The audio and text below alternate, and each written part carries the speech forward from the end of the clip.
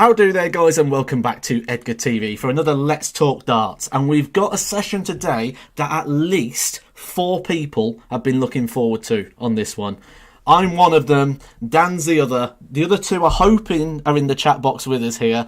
Dan, how does it feel to finally get that moment where you can come live on Edgar TV? I've been looking forward to coming live on Edgar TV for quite some time, man. Thank you very much for having me. Although I am just using it as an excuse to drink, so make of that what you will. Yeah, we had a conversation literally before we started, and it was absolutely fantastic. And I was kind of hoping that we did it live because it was very complimentary to me. And one thing you may know I like are compliments. So do you think maybe we could just somehow recreate that chat that we just had? I believe it started off with something like, Edgar TV's pretty good, isn't it? Yeah, okay, right. I mean, in a rare moment of sincerity, I did manage to heap some praise on you there. But yeah, I just think what you're doing is interesting. Like, you're the first person on the PDC tour to actually embrace things like this. Things like YouTube, things like live blogging, things like that, stuff from behind the scenes on the Pro Tour that actually gives you an insight, admittedly an insight into one of the weirder members of the professional tour, but it's still an insight all the same. And I think, how many times when you see players on social media, or if they've got like Q&A evenings or anything like that, where fans just want to go, oh, what do you do at this point? What's it like doing this? What's it like on the tour? All these sort of, and some of these questions are like really banal, like, if you're staying in like a hotel in Wigan, what do you eat for dinner at night? Like, not groundbreaking stuff, but people want to know like the minutiae of what it's like being a darts player, and you give them that, and you've engaged. Admittedly, Edgar TV has gone from having a sort of intro that was some crappy biro written on a bit of paper and you making a horrible noise as you put it on the side. That's classic. But now, classic, yeah. But then, you've got your own graphics and stuff now. It's almost professional. I'm quite impressed, I have to say. Are all the people that ask these questions on these chats also from Bristol? I mean, I've got various stock accents that I go to. That's one of them. You may hear them all over the course of the evening. Who knows? What an exciting prospect that would be. You, we mentioned some words as well off stream, and like you said there, you was explaining what I do. I think one of them was pioneer. No, I think innovator. I think you suggested all these words, to be honest. I think you might use the word pioneer. You might use the word innovator. You might use the word just all round genius. Legend. I think no, I didn't use any of those genius. Words. I just genius. That was that was another one. No, I just think what you're doing is interesting, and let's be honest, interesting is what it's all about. Nobody else is going to do it. Sky and ITV, the broadcasters, they're not doing any of this stuff. The PDC do some stuff. They do some videos of players. They give you a little flavour of stuff that goes on. They're promoting their product. They're promoting their tour and their big events and things like that. But when it comes to what it's like being a darts player day to day, particularly somebody who is, around, not in the very top level, not yet, but, somebody who's trying to make their way on the darts tour.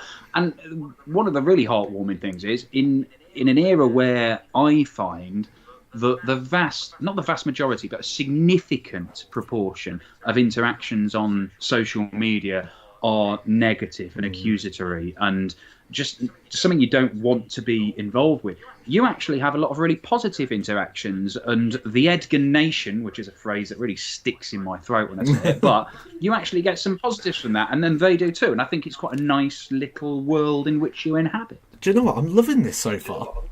This is good. This is what I hope it'd be like. I'll go downhill, mate. Give me another couple of these. That Edgar, he's an idiot. He's an idiot with a rubbish YouTube channel. A stupid paper intro. Now, when I first started doing Edgar TV, there was always that sort of which way will it go sort of thing, and I remember I did a couple of videos, and there was some comments, when you first saw it, did you think, oh my god, what's he up to, or this might actually go as it has now, where it's a global phenomenon reaching a worldwide audience with nearly 4 million views, over 14,000 minutes of watch time. 14,000 minutes. 14 million. 14 million. What am I on about? 14 million. 14 million minutes of Edgar. Yeah, has been watched on Edgar TV. Hang on. Yeah, I'm not Bevan, so I'm going to have to do some maths on my phone here. But 14 million minutes. Right, You've got a pen and paper there as well, if you need to write that down. Yeah. That's 233,000. No, that can't be 14 million minutes. 14 million minutes what? Yes. Yeah. That's, according to my back of a fag packet calculations, that's 26 and a half years of Edgar. That's almost that's the majority of your life. People have watched. Not bad, is it? It's like the Truman Show. That's as much. That's what I bring. The Edgar TV brings that sort of level of entertainment that just can't be missed. I'm sure you've never missed an episode.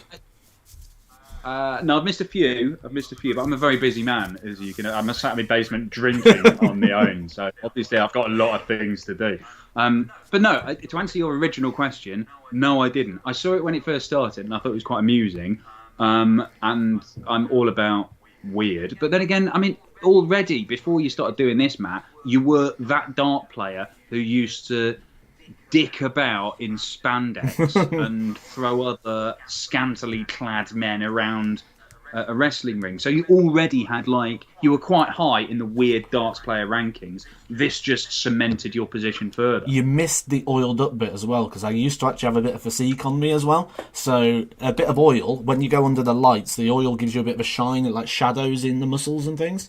So does that not make it difficult to grab each other and do all the stuff? It can do if you do some. Now there's a guy called Sol Adams who is actually... Right. He's a guy now who... There's an advert going around, I think it's a betting advert, and he's like, you need to bet better, and he puts people in Boston Crabs and things like that. I actually wrestled against him, and he used to oil himself up so much, and he ran into the corner, and he did miss, and he hit the ropes, and he just oiled the ropes that much, and my partner jumped on the rope to go on it, and he slipped off because the ropes were so oily, and it was horrible. you couldn't... Wow, it's like have you seen Adama Traore, the Wolves winger? Yes.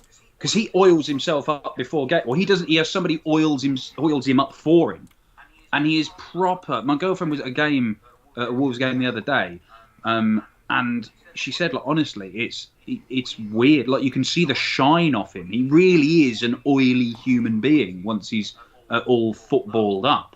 Did you have to oil yourself, or did you have an oil monkey who did it for you? No, you'd oil yourself. Yeah. Okay. Do you see oiling up maybe coming into darts? I don't. You're the player, so you're the player. Do you see it? Do you see it working out? Just in case there's any argy-bargy on the hockey, and you can just slip off them and just there you go.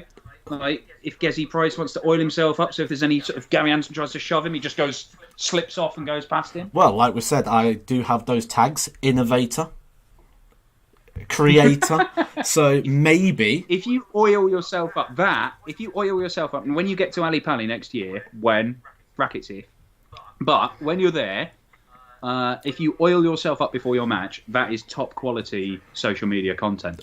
That'll get a lot of gildings. I'd also like to put an idea in your head here, because I know you do a lot of commentary, and I know you do a lot of especially on the Pro Tours. I would like to start for you maybe to consider when you're doing a Pro Tour commentary and I'm on stream, to start calling me the standard bearer. Now, the reason the standard bearer, because if you look at the Pro Tour, right, what is the standard? The standard's the mean, the middle of the tour. I've been around 64 to 57 for the last 3 or so years. So, what is the standard of the Pro Tour? It's me. I'm the standard bearer. Would you consider maybe calling the Edgar the standard bearer on live stream at some point? That's quite a charitable. If you wanted to say, well, I am bang in the middle on the media, on the mode, or the mean or whatever. I am right there. I am right there where the Pro Tour is. Now, if that's the case, you could argue that standard bearer would be a phrase we could use. Alternatively, we could say bang average Edgar. I'm just going to hand this over to the chat box as well, because I preferred my version. And especially due to the fact that I'm actually above average, because 64 would be average, and I'm 57 at the minute, so at least above average. I'd like to be called the Pro Tour standard bearer. A lot of players have only just coming onto the tour, only had 1 year though, Matt. So, you've got to factor that in. Yeah, it's not my problem though, you see. See, here we go. It's Chile. He's put in there, and the bar. I like that. The bar. The bar. I like it. Yeah, said Paul Nicholson will be talking about toothpaste. Dan Dawson will be calling him the standard bearer. I think, do you know what? I reckon I might even get that put on my shirt, I mean, how many shirts are you going to have? I know innovator is impressive. Although, you say innovator, it's basically just ripping off other people's ideas and applying them to darts, which is fine, because that's all I've ever done in my association with darts. See something I really like that somebody has done, do it slightly worse, but do it in darts. And because it's quite a small sport, then it's like, nobody's done that before. It's quite good. But yeah, like the Hulk Hogan shirt and stuff like that. There's lots of things there which basically were just ripped off. Don't ruin this. I've literally wrote down 3 notes, and one of them is about the Hulk Hogan shirt. So we'll pretend you didn't mention that yet. And we'll just bring that up quickly. We're going to come to yeah. That's what we call in the business a tease, guys. Stay tuned for the Hulk Hogan shirt chat. It'll be fantastic. What business is that you do the teasing in? Is that the journalism, or is that a different? The business of show. That's what we're in, isn't it? This is a show. So this is entertainment. This year, I won something, and I don't say that very often. What did you win? I won dart shirt. Was it an eBay bid? Of the year. Oh God, yeah. Was that on the Weekly Dartcast? It was, yep. Yeah. It's a very fine podcast with some very fine individuals, but we do differ greatly in certain opinions on things. Dart shirt is one of them. How did you feel? And you saw this firsthand. You was literally almost in touching distance of this very shirt. How did you feel when you saw the Edgar Mania shirt up close and personal? Did you look at it and go, wow, that man is wearing dart shirt of the year? That isn't immediately what I thought, to be honest. Core Blimey? That's dart shirt of the year? No. Jeez, that's dart shirt of the year. No, I mean, look, I've just been at Q School, right? And if you want some abysmal dart shirts, there are some shockers at Q School every year. You've been there. It perhaps wasn't quite as good this year because we didn't have as many people. I was only there for the final stage. But we had some real dodgy dart shirts there. Yours, I felt, was decent. Oh, nice. I'll give it that. Decent. Yeah. But to be honest, if we're going to go for like dreadful dart shirt, do you know what? There's a guy called Thomas Coneline who played on the Euro Tour once or twice. I think he played, it might have been the weekend that Max Hopp won his Euro Tour, so it would have been Saarbrücken. Or maybe it was in Saarbrücken, but a different year. And his just had all sorts of things going on there. Like, it was one of those dart shirts where they've got like a stock background and it's like the universe and like stars and galaxies and whatever, which a number of darts players seem to think that, that's the natural. Yeah, why not? We'll just have that as a background. It looks nice. And then a load of stuff on it. He had like a lynx or a cheetah or something on there, and then loads of other things going on. Honestly, it looked like you got a 7-year-old to design it. You say, what's cool? The universe! Put that on there. What's cool? A cheetah! Put that on there. It was just everything. It was just an absolute mess. I also don't really... One thing that really bugs me about dart shirts, why do darts players insist on having dart shirts that have like darts on them, or a dart board or something? Like, so it's for a darts player? Yeah. It's that same thing. Like, if you've got a dog bowl for dog food, you have like a bone on it. Or if it's for cats, it's got like a sort of fish bone outline. So it's for the cat, or no, it's for the dog. They don't care. Yeah. But you don't have this in other sports at all. Footballers don't have footballs on their shirt.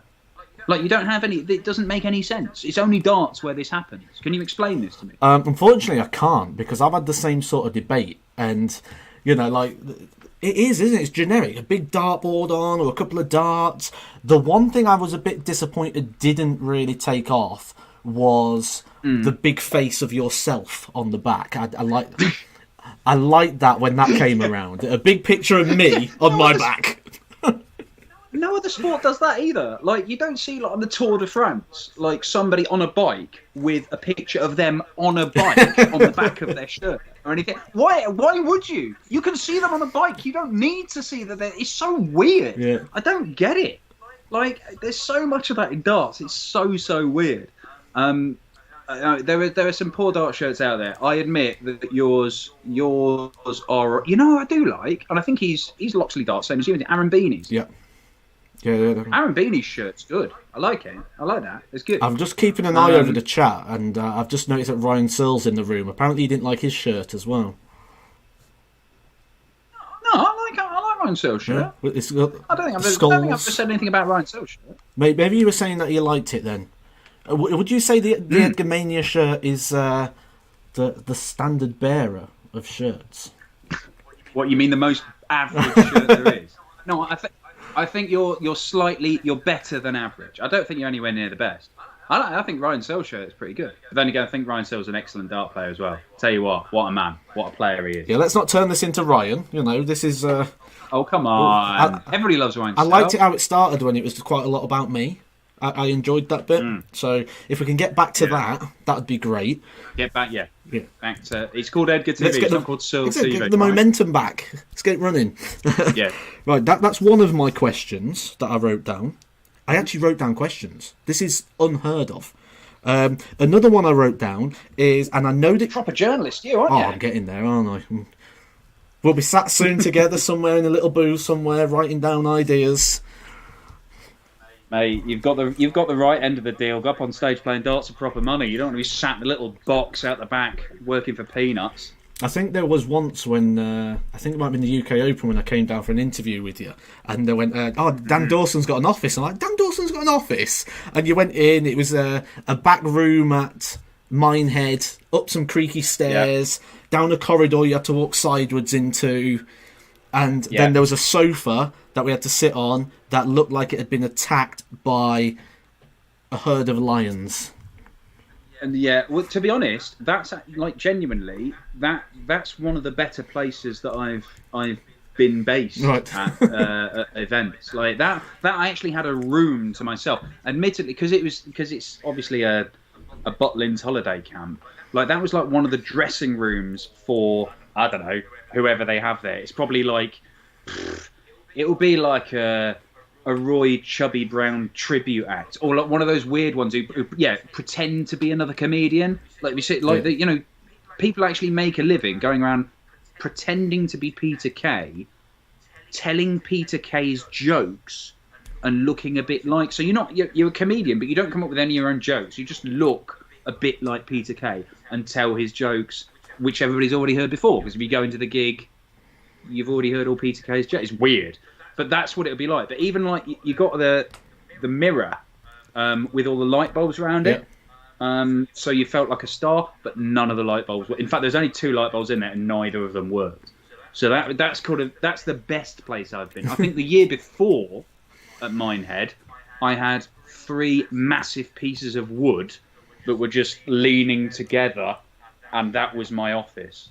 It was like a sort of MDF wigwam that I was broadcasting from. So yeah, it's pretty glamorous, I won't lie. So that was an upgrade then, nice. Yeah, absolutely. I did actually originally have a point there. So I'll go back to my one-word note that I've made here. Sorry. So what I've got is, you've obviously watched the channel a little bit. You mentioned something in the chat when we first started talking about you coming on the show, and you mentioned something. I just want to test to see if you have sampled this, if you have tried it. Innovator, genius. These are all words that we've put together. Another one of my innovative moments. Have you tried Vimto Aid? No, but I am aware of it. I do like a Vimto. But you can get fizzy Vimto now. So how's that any real difference? It's not Vimto Aid though, is it? That's just fizzy Vimto. Well, yeah, but I mean, ultimately, like, normal Vimto in lemonade is just fizzy Vimto with a slightly more lemon tang. Is that not the case? See, Fizzy Vimto is obviously just carbonated Vimto, isn't it? So, you know, you haven't got the lemon in there or whatever else they put in lemonade. You haven't got all this stuff. And certainly, you can't go to lemon. That's the difference, yeah? Lemon. And the creative spark and genius, you know, of putting it together, the science behind the whole sort of chemistry of building your own beverage. Mate, just because you put milk in a soda stream doesn't make you Sir Isaac Newton. I mean, it's not exactly... You're not Walter White. It's not top-level chemistry, is it? You've just poured a bit of lemonade into some Vimto. I think I might have done this as a kid. In fact, I might have done it before you did. Remember some of that. Remember my levels of achievement, though. This is up there, you know, with the standard bearer, and I've gone above that to make my own beverage. You know, I'm surprised I've not been employed. I did actually get a tweet off of Vimto after I did Vimto Aid. Yeah, they tweeted me.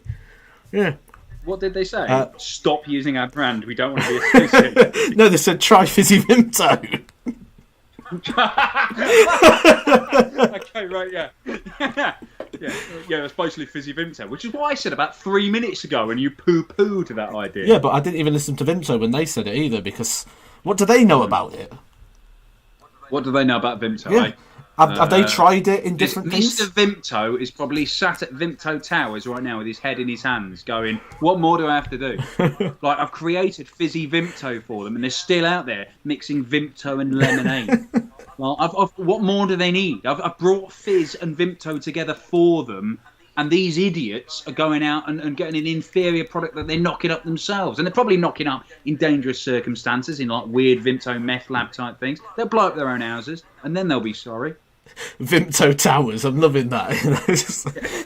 Someone sat there trying to figure it out. I've got a couple of other little questions, and then Jodie's writing them down. Like I say, there's been loads of questions coming through, so we'll get to those. One of the questions was, what is your favourite YouTube channel hosted by a current top 64 PDC player? Do you want the top one or do you want the top five? Just the one. Just the one. Just the one. I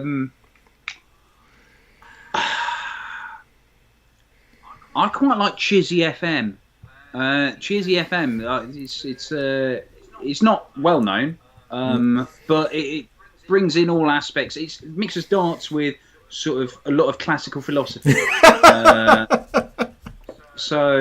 And it's quite niche, I admit. The sort of Venn diagram of people who like philosophy and darts is quite small. The overlap isn't much. But Dave Chisnell fits right in the middle, and he's an excellent host for it. So that would be the top one, yeah.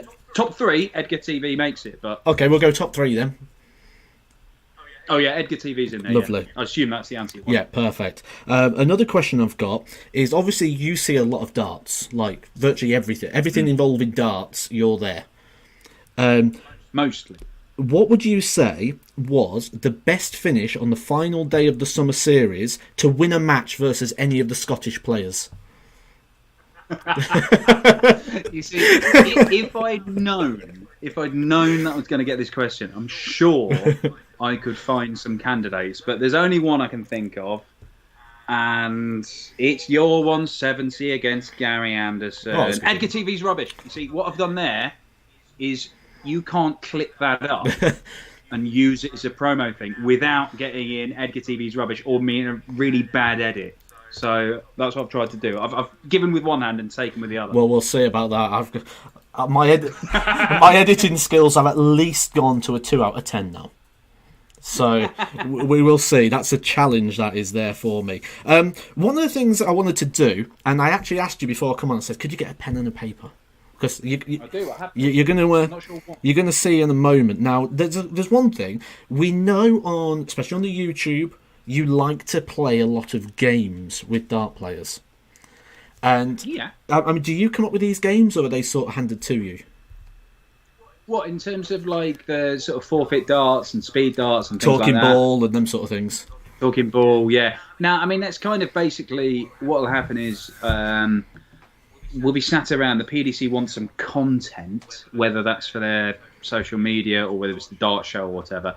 And so we just sit around and go, Should we get them throwing really fast, or with like really big darts, or really small darts, or whatever? And then basically, I just have to go and try and get PDC darts players to behave themselves and do it, which is not particularly easy. But yeah, it's not like I've got a burning desire. Like every time I see a PDC dart player, oh, what would it be like if you just played darts but you were carrying an anchor? It's not like I've got a burning desire. It's just something we do for work. Do you think that would work? Because if not, I'm going to cross it off my ideas list for Edgar TV. Because anchor darts. Yeah, I don't know. That's my next video. Maybe. There we go. Yeah. Right. So what I'm going to do, I actually, before I came on, I watched 2 clips of Talking Bull for which you have hosted.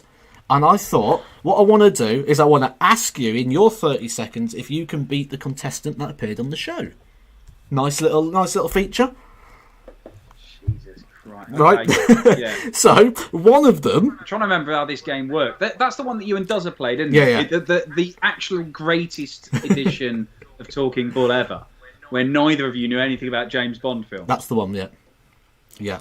So... watch that. If you haven't seen it, I know it's not Edgar TV, but like, you know, cross promotion and all that. Yeah. It was on there. So you get 30 seconds to name as many of them as you can. I've got 2 examples that you gave out to dart players, and I've got what they said that they will do, and we'll see if you can beat it. And then this is one of the games. So you know what else you're going to do on a Sunday. So you've got 30 seconds. The first one was one that you actually put down quite a lot, saying that you are not a 7-year-old child or something, and it was how many wrestlers could you name in 20 seconds 30 seconds. So what I've got my little clock here.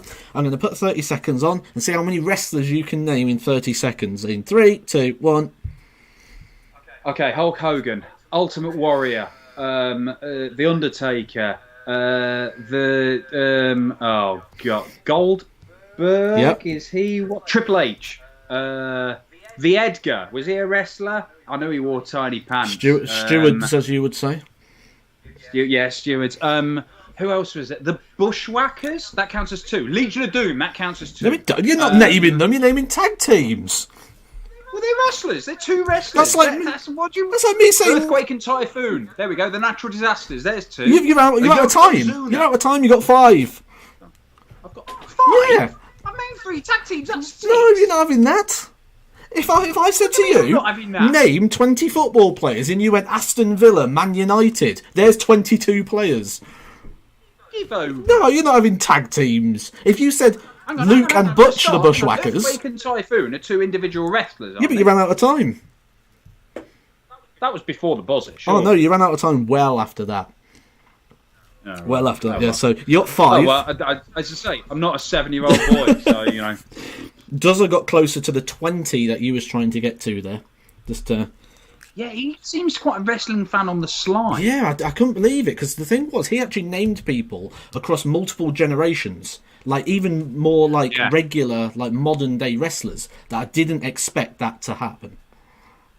Yeah, you can't trust Duzza though. Whatever he says one thing, but he gives it all that. I'm just a humble man from Middlesbrough. I'm not a very good dart player. I'm just privileged to be here. Yeah. And he's Premier League champion. It's absolutely nonsense. 3-time world champion. Don't believe anything Duzza says to you. It's all lies. I'll be clipping that. Well, if he's not in the room already.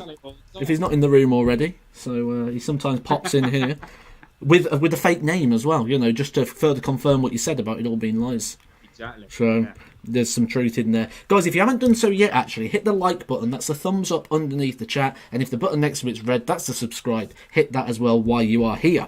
The next one was one you did with Michael Smith and Peter Wright that caused debate. Now, Christ, when was that? That would have been the Champions League in Leicester. That would have been a couple of years ago now, I think. Now, the question wasn't where was it. The idea was with 6... Oh, question's coming over. With 6 was the answer that was given, and it wasn't hit. So can you hit 6? The idea was brands of crisps. Okay. And we're going to start you in 3, 2, 1. Walkers, Monster Munch, Knick Knacks, Pringles. God, come on, Dawson. You're not allowed own brands. You said that to Peter Wright. Yeah, but he was going like Morrison's and Tesco's. Yeah, like Tesco's own brand, yeah. Yeah, so yeah, I'm not having that. W.H. Smith, Golden Wonder. Was that 6? That's 5. Time up! 5? Oh, God. You got close. Have I not got that? Yeah, 5. I thought the way you Not started... prepared myself for this game. No. It was a strong start, wasn't it? It was a strong start. It was brilliant, yeah. Oh, I could have got... All I've done, I could have given you loads of like world food aisles ones. I've got some Bambas up in me kitchen. Yeah, potatoes. They're quite good. Yeah, Tater. Oh God, Lays, Yeah. Lays, the foreign walkers. Oh God, it all comes back to you as soon as the clock stops. Exactly, I had that exact same problem because I was under pressure on my episode because you said UK Open finalists, and I thought, well, Taylor's won 95% of them, so it's going to be really hard to pick these. So I'll just go for like 5 or 6, and then when you think about it, it's actually really easy. And does it just sail through that one? Well, that was the thing with UK Open. You had a different finalist every year for like 15 years or something. Everybody, because it was great. And then Peter Wright just kept getting to the final over and over and over again. Now, this next game, this is what you got your pen and your paper for, because you can't see what I'm going to post up here, so I'm going to read it out to you. I can't see anything. This is I don't, people watching this don't know. I can only see my own face. I've got no idea. For all I know, Edgar is holding up bits of paper, slagging me off or doing all kinds of things. But I can't see him. I'm just seeing my own face here. There's a big sign on the screen saying "I'm with stupid," pointing at you. Yeah, I figured I figured there might be something like that going on. So what we've got now, this is an original game. You're going to love this. If you do want to use it, then obviously I need lots of credit for it. You know, tags galore, literally like almost ushering people to the page. Like get your phone out, subscribe to Edgar TV because he came up with this idea. So, is this the one that you said you spent an entire 3 minutes on? Yes. Before we started. Yeah. So 3 minutes of creative genius from Matt Edgar has come up with this game. Approximately 3 minutes. It could have been slightly more.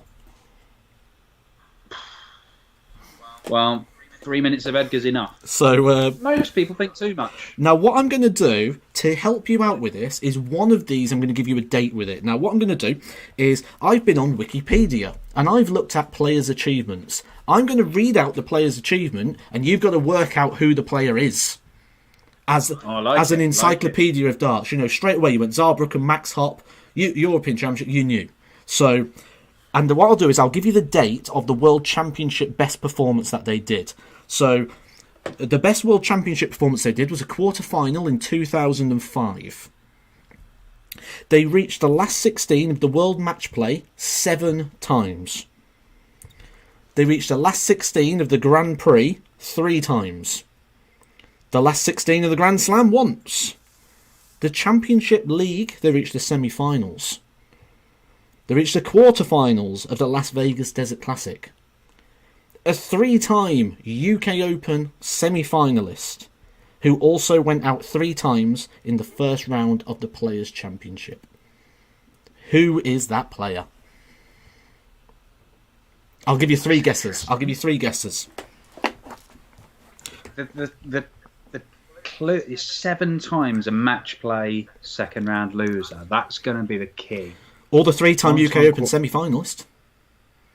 Yeah, well, yeah, that is key, but I'm trying to think of who who made their best World Championship appearance in 2005. It's somebody good. It's somebody good who's qualifying for loads of TV tournaments but isn't actually winning any of them. It's somebody like Mark Walsh. It's not Mark Walsh. There's one guess. Chat box, play along if you want to join in as well, guys. Who do you think it is? Okay. I will reveal after Dan's had his 3 guesses. And they've never. That's the best. So they've never gone beyond the semi-finals of the UK Open. No, the achievements I read out are their best achievements in those events. Okay. World quarter-finalist 2005. I mean, I should know this. I would point out that my first gig in darts was 2009. But get your excuses in there, yeah. Yeah, getting the excuses in. Some of these achievements was after that, like 2011, 12, 13. Someone in the chat box does have the answer. Do they? Yep, someone's got it. Three-time UK Open semi-finalist. I should get it from that, really. And it's actually it's one of the PDC markers that has got it right. So, who is it? Who's getting involved? It's putting the pressure on you. Who's the marker playing? Chile. John Chile Reyes, good man. I'm struggling here, Matt. I'll be honest. I'm trying to think. 3-time UK Open semi-finalist. He's got to be. I can tell you he's a 1-time UK Open semi-finalist. It's not the question I've asked, though, is it? No. I love getting you back with that one because you hit me with that one when I reeled off a load of stuff and you're like, yeah, it's all true, but it's not the question I'm asking. Yeah, no, that is true. That is true. You've took me up here because I'm struggling and I can chuck a load of names out, but I don't think. Well, you're Colin Osborne. Nope. You got one more guess left. All if you can chuck loads out, just chuck one more out. You might hit it. Yeah, but I'm just trying to give myself the best chance.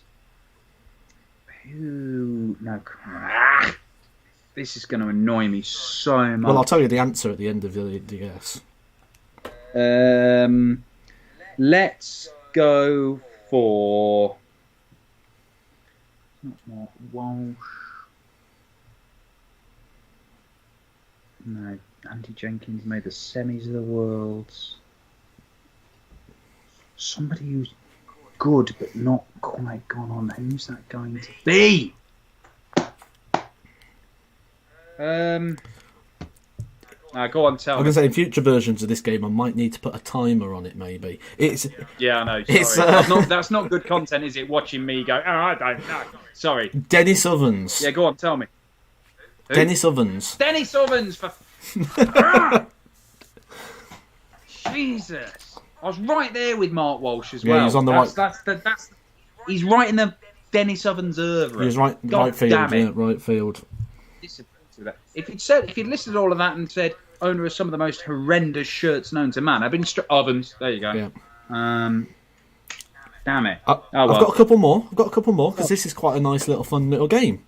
Well, we're gonna get. Well, I'm not gonna take as much time with these. Right. So I promise. Next one. Again, I'll give you the World Championship dates. And then we'll go from there.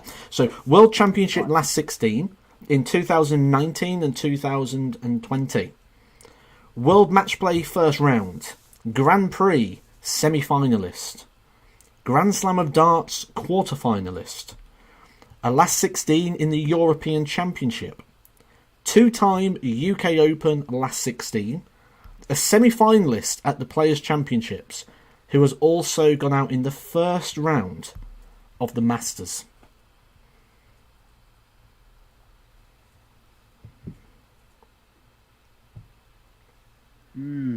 So some good clues there. A semi-finalist in the Players' Championship, a semi-finalist in the Grand Prix. Two things there to have a dive in. Quarter-finalist in the Grand Slam. Is that Bunting? It's not. Oh, I thought I had that. I think Bunting, World Championship last 16, Bunting's reached a lot further than that, did he? He made quite far this year. Oh, no, of course he did, most recently. Of course he did. I'm just, I was semi-final of the Players' Championship finals and semi-final where? At the Grand Prix. Grand Prix semi-finalist. The chat box has got it easy. Dobie. Yep, you got it. Dobie. Chris There Dobie. it is. One each. There we go. Whew, I've got one. I don't care now. I've got one. It's the same way I approach darts. As long as I get one leg, I don't mind if I lose 6-1, 10-1. I've got one leg. I've avoided the white one. There you are. You're in. You're batting. The next one, I'm going to give you all the dates because there's not as much information on this one, and this is going to test the encyclopedia of Dan Dawson's knowledge. So, is it two-time first round loser Ali Pally to Darius Labanauskas? That would not be the best achievement though, because actually he got to the second round this year at the Alexandra Palace after winning 3-0, losing just one leg with the best finishing percentage of anyone in the whole tournament and the best finishing stats since Mark Webster in 2014. Yeah, but it's the games against the Lithuanian that really stick in my mind. I've forgotten. I can't. They're just a blur. No, he hasn't. No, he hasn't. No, he loves reminding me on Twitter like twice a day. Good. So, Go on then, hit me. it's ironic. The next one. I'll give you the dates. UK Open last 32. He reached in 2019. He reached the World Championship last 64 this year, 2021. And he's got to the last 32 of the Players' Championship finals in 2018 and 2020. So very recent. There's not much to go on there, is there? There isn't.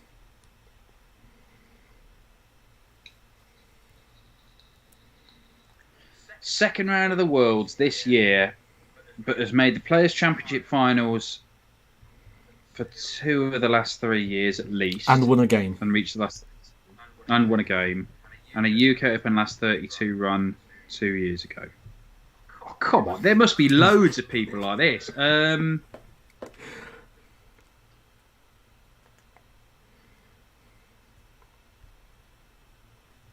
Harry Ward. No, it's not. No, it's not. I'm giving you a cross for that. Hang on, it's you, is it? No, It's no, you. it's not me. Oh. No.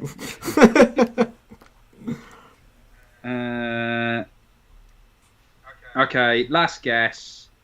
Let's go for... I'm trying to think of who you might pick. That's the thing. Yeah, I thought you might do that, so I went the opposite and thought outside the box. No one in the chat box has got it either, so... Yeah, because it's a nightmarish question. Yeah. It's like, I'm thinking of a dart player with slightly dark-coloured hair. Who is it? Come on. I don't know. Let's pick out...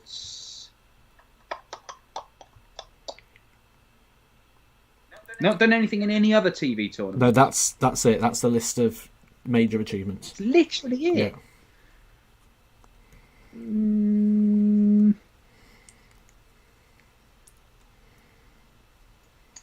I was going to say one of the young Dutch lads, but no, I'm going to go... Oh, I don't know. Just tell me the answer. I could pick anybody, couldn't I? Just who are we going to pick? No one in the chat's got it either. This must be a tough one. This is a tough one, man. This is difficult. Last 32 of the UK. You're doing well to get there. Last 32. Somebody like Ricky Evans. I don't know. Ricky Evans. No, it was Madars Razma. Ah. Yeah, Yeah, I mean, I'd have never got that in a million years. I gave you a big clue. I should have. Yeah, when you said about Lithuania, no, he's Latvian actually, isn't he? So I didn't know. Yeah. Yeah. Yeah. I was like, that's Completely ironic. Madars Razma chat, no one got it there. Madars Razma was the answer. I mean, I should have got Dennis Ovens. I did get Dobie, and I really don't care that I didn't get Madders. I've got one more. Oh Christ, we're doing it again. Yeah, I did 4. Yeah, Run out of ink, my man. Yeah, go on. I Then. did 4. So we've got. He was the World Championship. Best performance was the last 16 in 2012. That's the only one I give you a date for. The rest, we have a 2-time World Match Play quarter-finalist, semi-finalist in the World Grand Prix. He has appeared in the Grand Slam 4 times but never got out of his group. The European Championship, he got to the last 16. Surprisingly, the last 32 of the UK Open is the best that this player has done. He's a 3-time Players' Championship semi-finalist, and he has reached the quarter-finals of the Masters. Is that when you say 3-time Players' Championship semi-finalist? You mean Players' Championship final? Yeah, yes, the finals. Yeah, Right. Okay. And the Masters. quarter-finals. Right. Okay. 3-time Players' Championship semi-finalist. That 2-time quarter. Semi-final at the Grand Prix as well. That's a big one. Yeah, that is a big one. So, who's done that? 2012, last 16 World Championship. Are we in this sort of... No, we're not in that. There are people in the chat box getting this right. Hang on. Have you just dug this one out? This isn't a Mark Walsh again, is it? No. I'm taking that as a guess. Yeah, you can do. Gets one of them out the way. Yeah, so it's not Walsh. 7 finals of the Grand Prix. God, to save my 3-time Players' Championship final semi-finalist. Loads of people's got this in the chat. Justin Pike. Yes. Justin Pike. Yeah. Justin Pike. Yes. Get in there. Yeah, nailed it. There we go. I knew it. He always plays well down in mine head. Lovely. Right, I'm happy with that. 2 out of 4. I'll take that 50%. 50% finishing rate. You'd take that.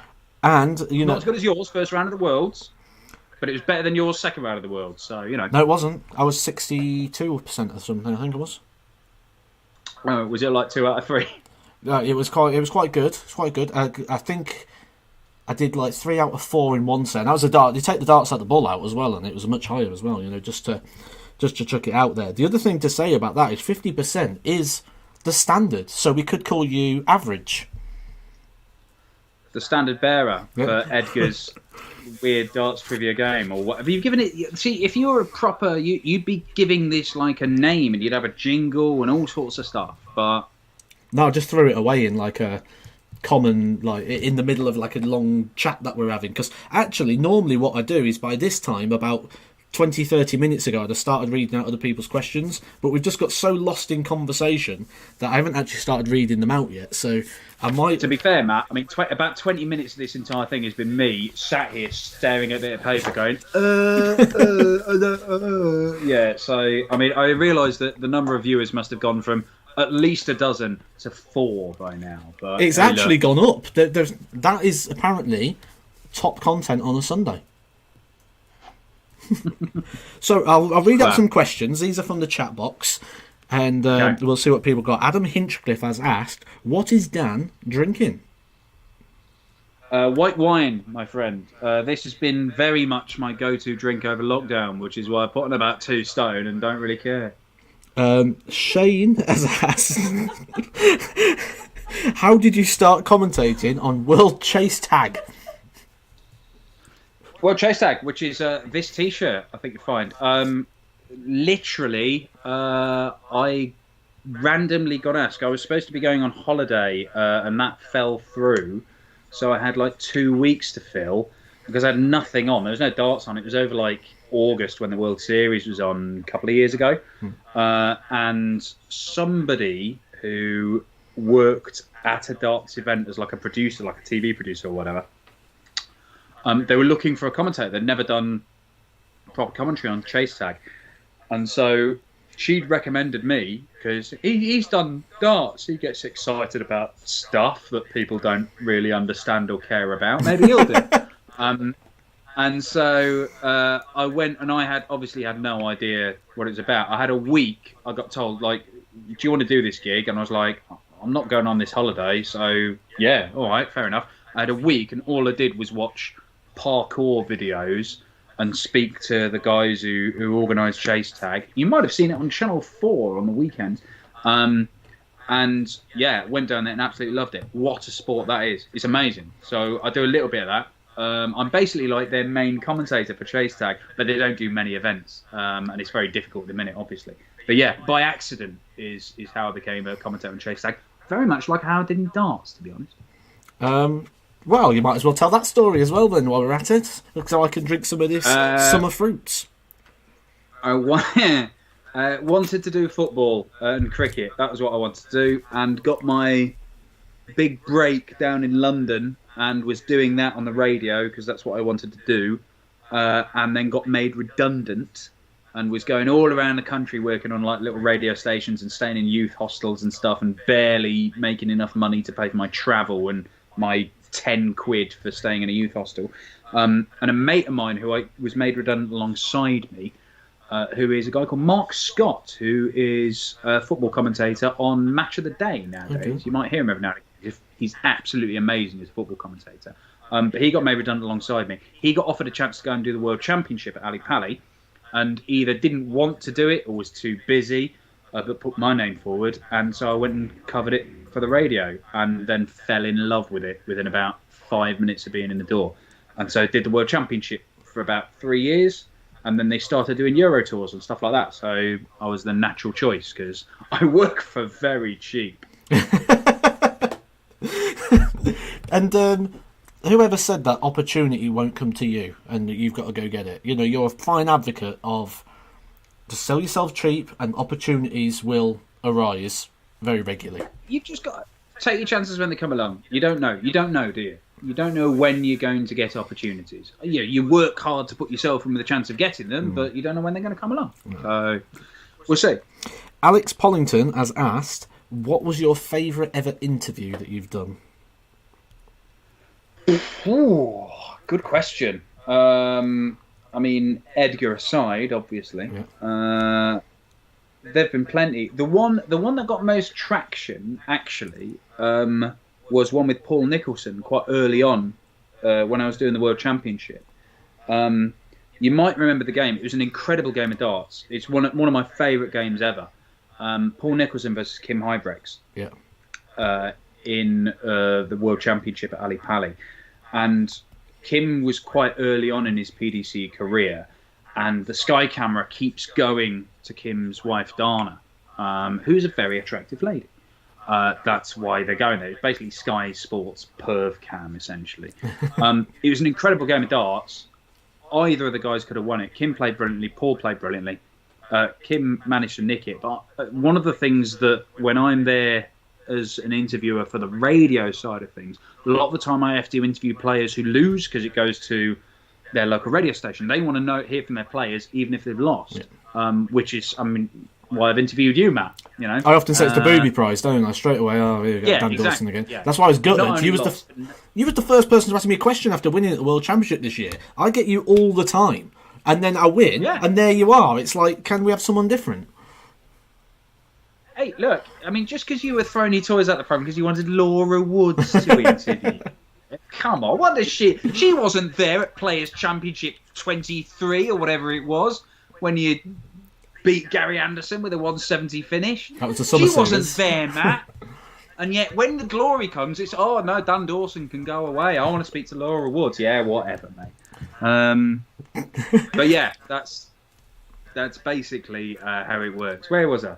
I can't remember. Yeah, I've lost the track, so we'll move on to the next one.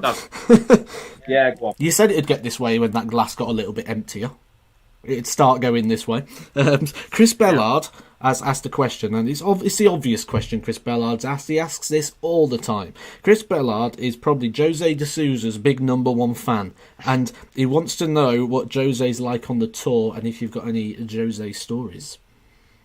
You know what? I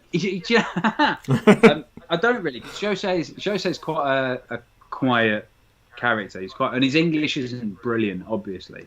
I've got two things I can add with Jose.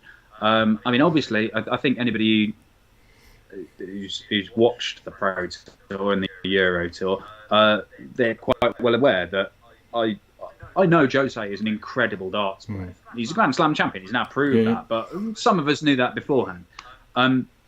But he is so pathetic at counting.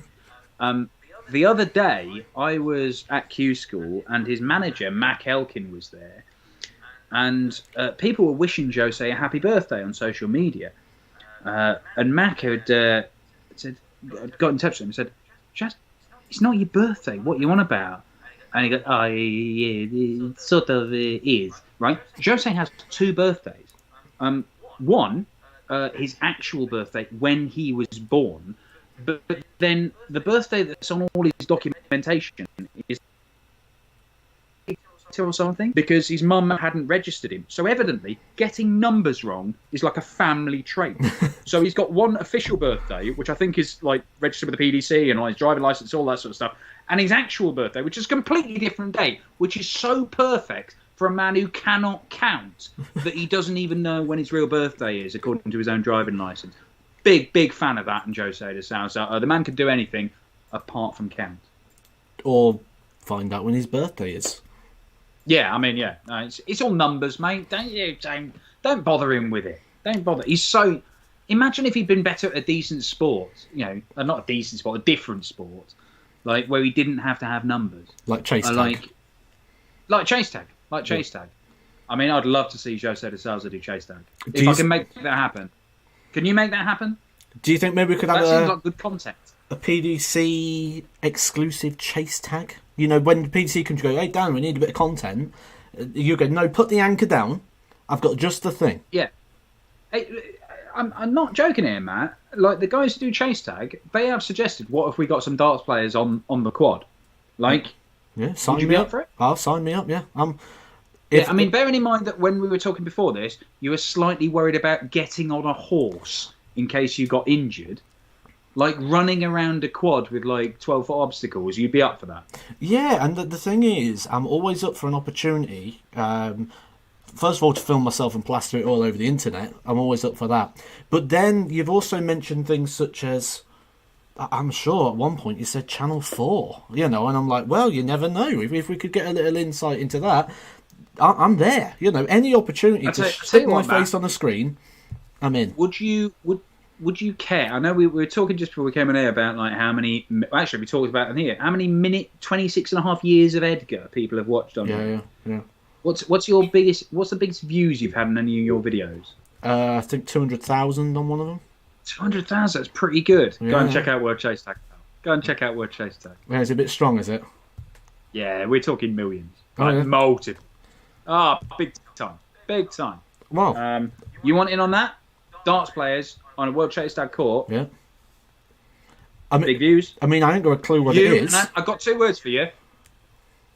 Edgar gilding. There we go. Is there an opportunity on World Chase Tag for oil?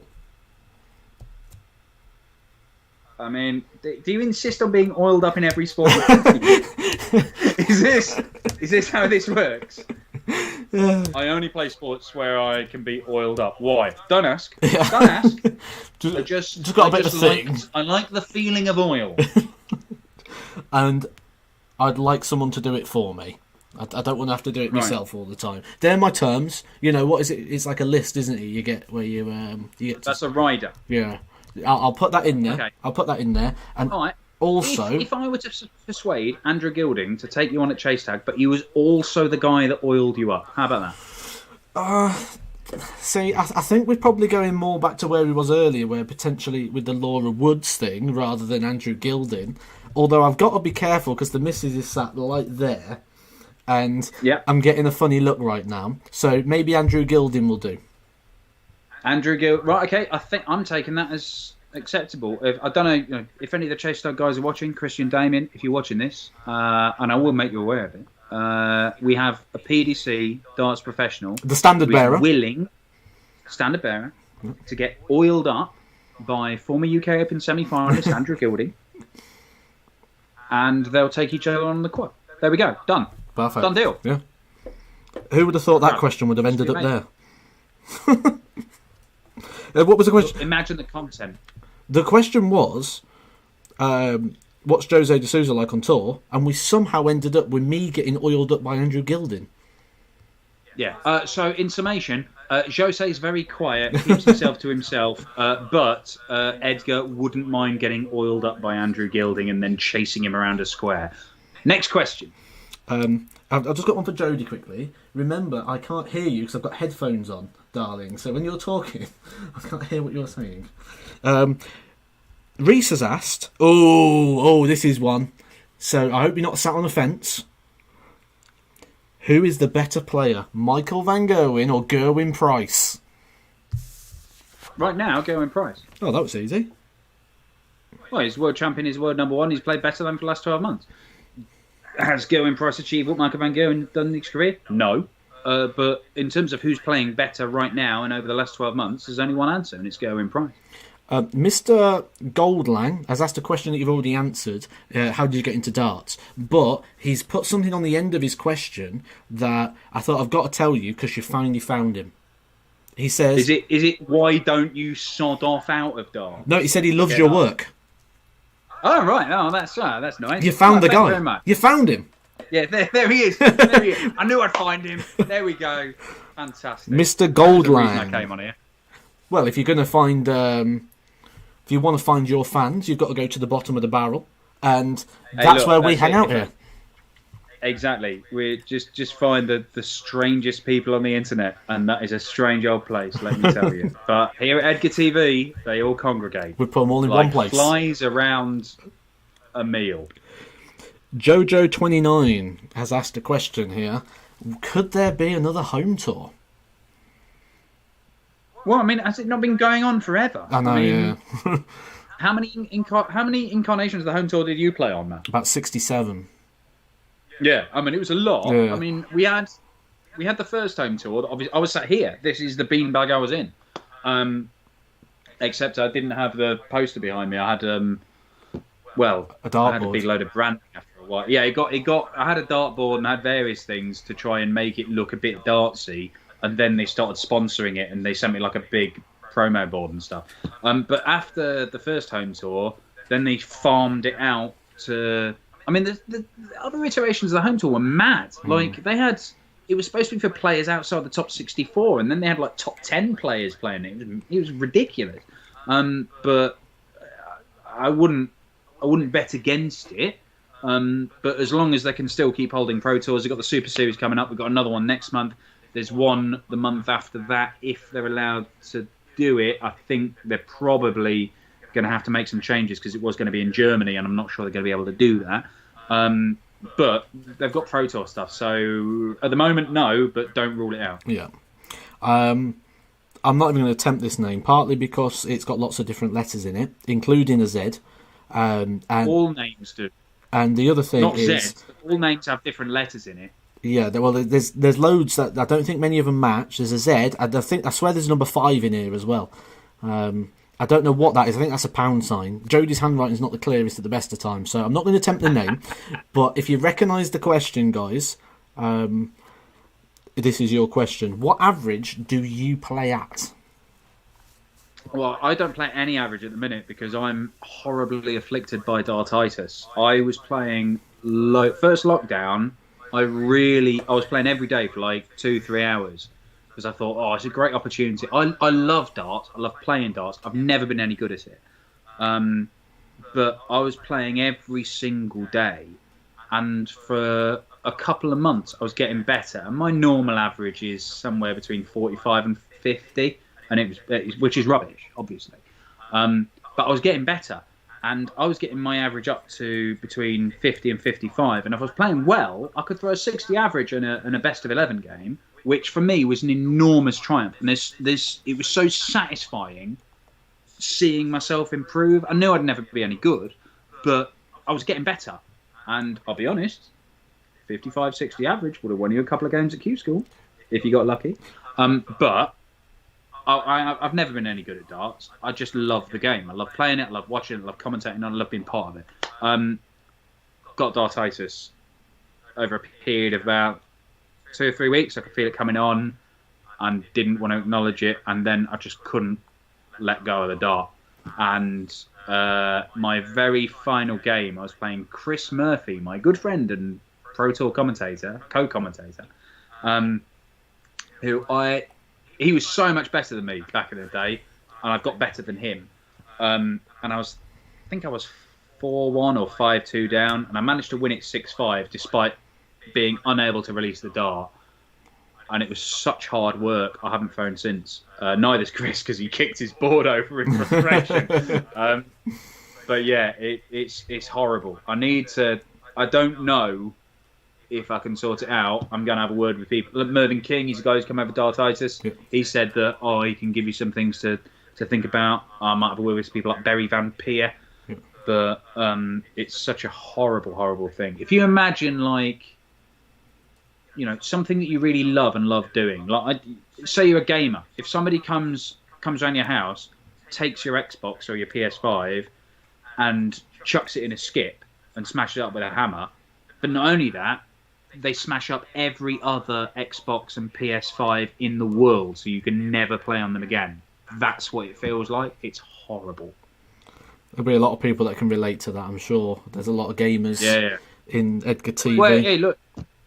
you think about players who've, top players. It's their job. It's not my job to play darts. It's my job to commentate on darts and do stuff like that. But seeing someone like Mark Webster, a former world champion, when he was struggling with dartitis, the back end of his career, that was horrendous. Watching him struggle, like that was his job. It is his job.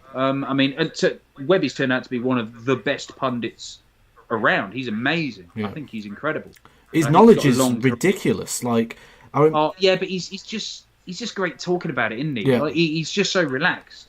Like, he's one of the. I don't know how well you know Webb, but he's one of the funniest guys on the tour anyway. And the more he's got used to doing TV, the more relaxed he's got. Yeah. And he's just brilliant. I really like him. I think he's going to be amazing and be a part of Sky's commentary team for a long time to come. But watching him, I remember seeing him in Graz in Austria, and he beat Joe Cullen, who's his mate, and he beat him in the last leg decider. And he could not let go of it at all. And somehow, despite all of that, I think he won the last leg decider with an 11-dart leg. It's one of the greatest legs of darts I've ever seen in my life. If you can find it on YouTube, it is genuinely one of the most spectacular things I've ever seen. It's so brave and so brilliant. One of the moments in darts where you go, Jesus Christ, how have you done that? But yeah, amazing. But ultimately, yeah, I'm crap at darts and I can't play anymore. But aren't you a former Premier Inn League winner? Two-time, mate. Two-time. Lost the first one. Won the first one. Won the second one easily. And then, lost the last one. Premier Inn League. It's a major tournament in my eyes. I know there's a big, debate when everybody says it's a major, it's not a major, about any tournament. I don't care. I'm a two-time major champion. And quite frankly, I'm the only two-time major champion who hasn't been picked for the Premier League. So, favouritism. Your face obviously doesn't fit. Well, yeah, that's the only thing I can assume. But you'll find that, Matt. Yeah, I'm sure. I'm getting close to it already. I think I was shocked I wasn't the 10th man this year. I thought maybe they're just leaving it. They don't want my announcement to get completely merged in with the rest of it, and they're just saving it back. Wait until after the Masters, and then maybe we'll just announce the world number 57 instead. Maybe. I had my fingers crossed, but didn't happen, did it? The thing I was thinking was what they'd probably look at is go, right, if we put this out on social media, everyone's going to like it because it's the Premier League announcement, but we won't know where Matt's 12 likes come from. So the best thing to do is to put it out separately. We can get the 12 likes on there. Bosh. We know all Edgar's fans are here. That's it. Yeah. Why bother about filling 10,000-seater stadia when you can get 12 likes on social media? Exactly. You've got to prioritise sometimes, haven't you? Yeah. I think what we've done there, we've just crystallised the difference in things between Matt Edgar and Barry Hearn, haven't we? Yes. Yeah. And all about the people, me, aren't I? All about the people.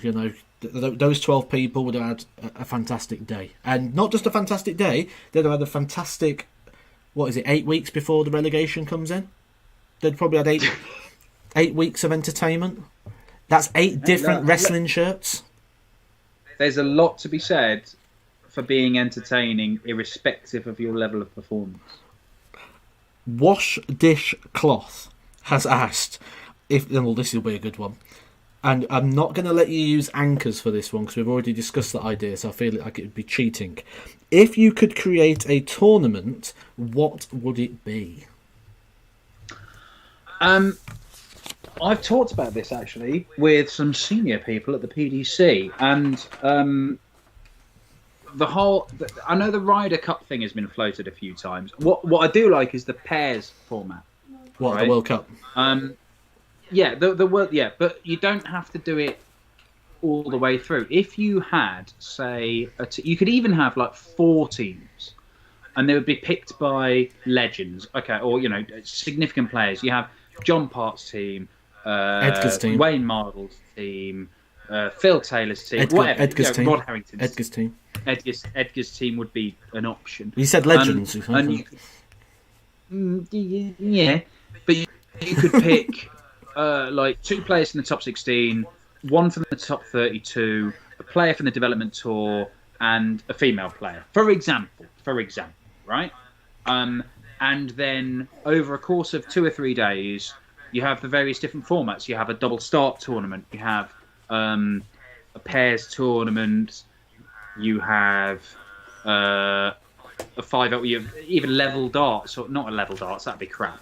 But you could mix up the formats and just have those teams battling out against each other. Obviously, it wouldn't be ranking, but I think it'd be interesting in just seeing the tactics about how you pick the teams, pick the players you send in for them. And it would be interesting. It just adds another dimension. Pairs format is obviously something that'd be great.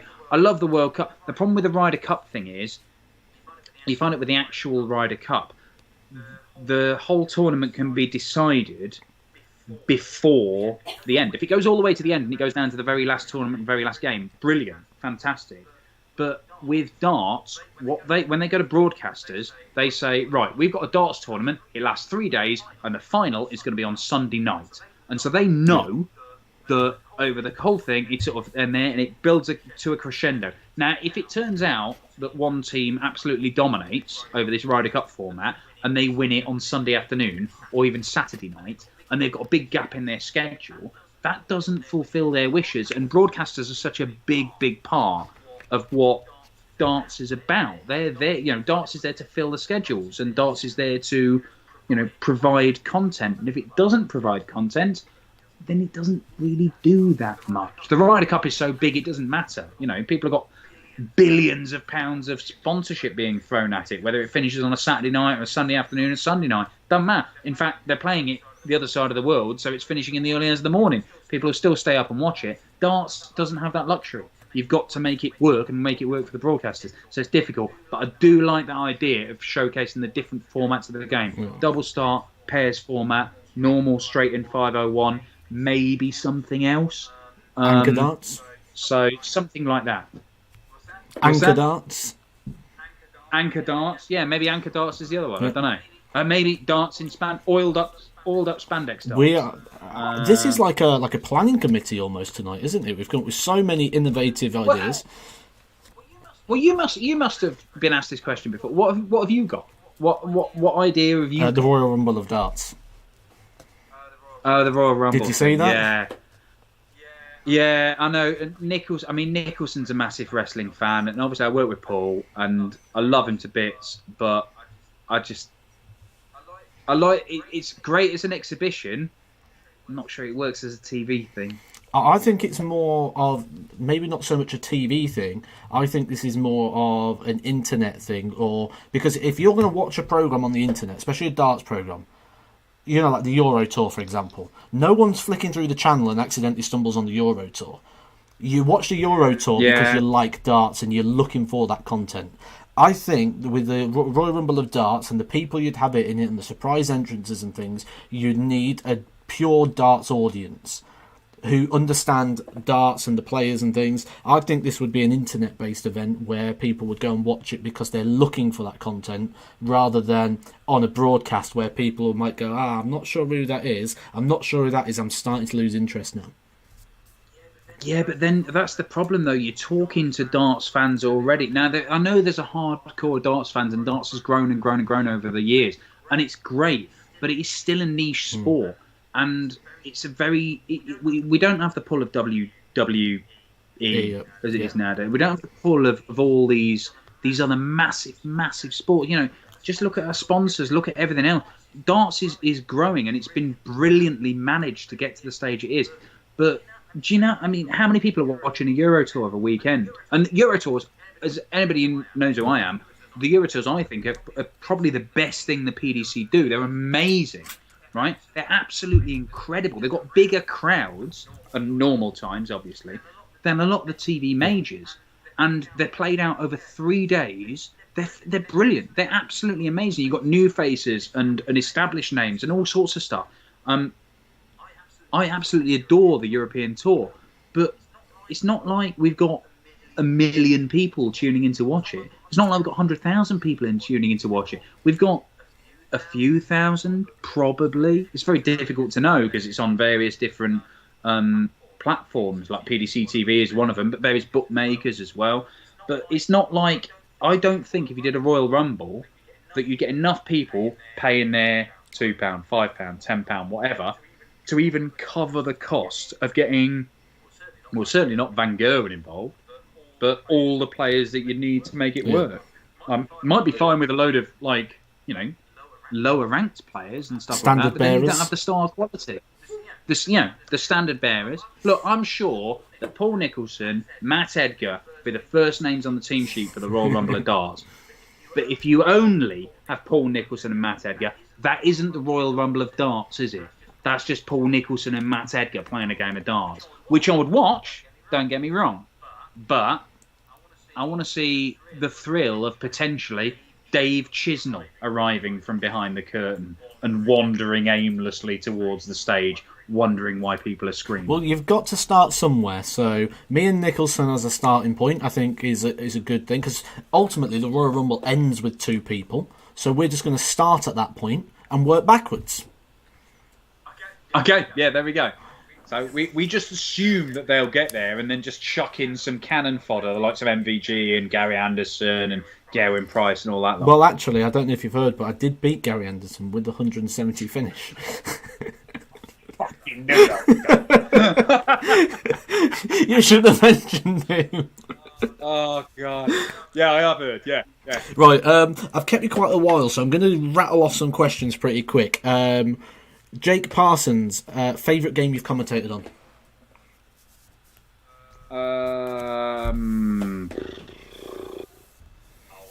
I mean, there's a billion. Kim Huybrechts versus John Henderson at the World Match Play. It was Kim Huybrechts winning his first ever game at Blackpool and did it in a sudden death leg. That game, yep. Hendo missed a couple of shots. That Nicholson Huybrechts one, which I wasn't commentating on, but I was still doing radio updates for. That was incredible. There are loads.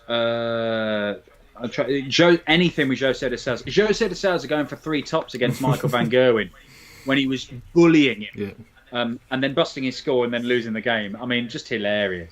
There are so many. I don't. It's almost like what's your favourite moment in darts, because even a lot of the time I can't remember if I was saying in commentary or if I was commentating or if I was doing radio updates, if I was just there and experiencing it. Max Hopp winning in Saarbrücken was an incredible weekend for loads of reasons, but they're the moments where you think this sport's amazing, I love it, and I'm glad I'm here. Reese has asked, are you drunk yet? Not yet, no, but working on it. Best nickname in darts? Very big fan of a man who failed to get through Q School this year, Darren Ice Cold Beveridge. Big fan of that. That's a good one. Yeah, love that. Yeah. That's right up there. I mean, Frosty the Throwman's pretty good. I think Ice Cold beats him. Ice Cold probably does beat him. To be honest, and I know it's familiar, so people forget, Jackpot is a hell of a nickname. For the story, right? Because of the story about him going to Vegas, winning a load of money, and then him being too young to claim it. But also the fact that it just lends itself to so much. All the, don't underestimate the power of an image in darts. Having a name and a walk on and all that sort of stuff, it helps. And Adrian Lewis has just been gifted this, because his previous nickname was like Lurch, and that was rubbish. That's a great one. I mean, let's be honest, Mighty Mike, not a very good nickname, but if you're that good, doesn't matter. Oh, there's some terrible names. The Asp, Northy. Oh, the Asp is all right. No. Can't. Animal nicknames are pretty. Like he's a snake, a dangerous snake. Come on, that's not bad. But if you were called Gary Snake and your nickname was the Snake, like, that'd be fine. Like, if you were called Jose the Snake and your nickname was the Adder, that would be bad because you can't add. But actual animal nicknames are good. The Ferret, I love the Ferret.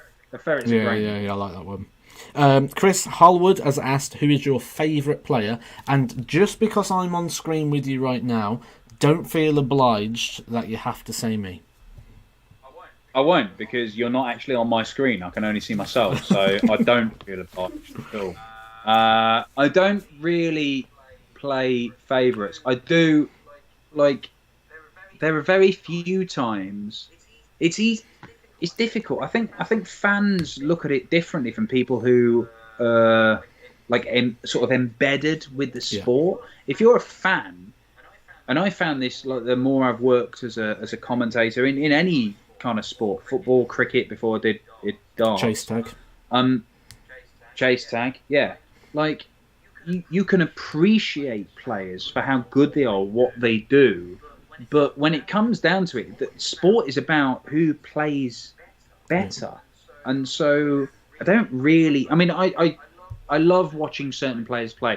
I think, everybody loves Beaton. Who doesn't love Beaton? Oh, you're a massive fan of Beaton. We know that. Oh, what a man! What an incredible human being he is, and the longevity is amazing. But I've got enormous respect for Van Gerwen and Price and all that sort of stuff, and Taylor. But when it comes to what would I like to see? I mean, I'd like to see Michael Smith win things, but a lot of the time I find that the things I want to happen, it's in direct contradiction to the amount of shit they've got from idiots who slag them off. I mean, Michael Smith gets all sorts of shit from people on social media, and admittedly, like, I don't think posting it and going, "This is disgusting, it needs to stop," actually stops it. People on the internet are horrible. You'll have had it, no doubt. You have a presence online, and you'll get people slagging you off, I would imagine. You don't get it so much in terms of, no one's going to go out of their way traditionally to give you it. What you tend to find is people go out of their way to give you it when, especially as a player, when the bookies put you as favourite.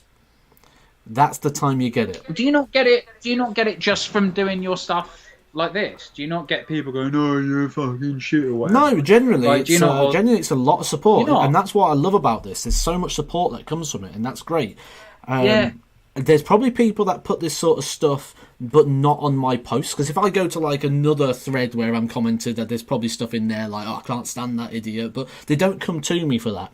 The only time they tend to come to me is when, like I say, if I'm the favourite, especially on like them home tours, because what you do is you get someone who's sat at home who just wants to have a gamble or a bet, and they go in play, "Oh, Matt's 1 to 4, he must be the winner." So they go 1 to 4 favourite. I'll jump on that. Not being funny, Matt. When were you ever 1 to 4? I was actually, I think, 1 to 6 against Barry Bates. I think it was. And I think I was 1 to 6. And did you win? No. And then I got a bit then. But that's just people following. They're not using they don't know me. They just picked me because the price was next to my name, and I'm okay with that, because it's not someone who I've really got any sort of investment in. It doesn't matter to me. I don't care what someone who's just passing by on a gambling site thinks of me. So they don't know who I am. They probably don't even know what I look like. Well, they ain't darts fans, are they? Exactly. So they don't know the Edgar. They don't know darts. Standard bearer. I want to hear more of that. Thornton Darts has asked, "Is it weird being on the other side of the interview?"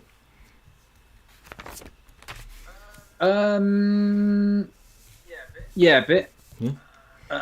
But I seem to have relaxed into it due to having consumed an entire bottle of wine.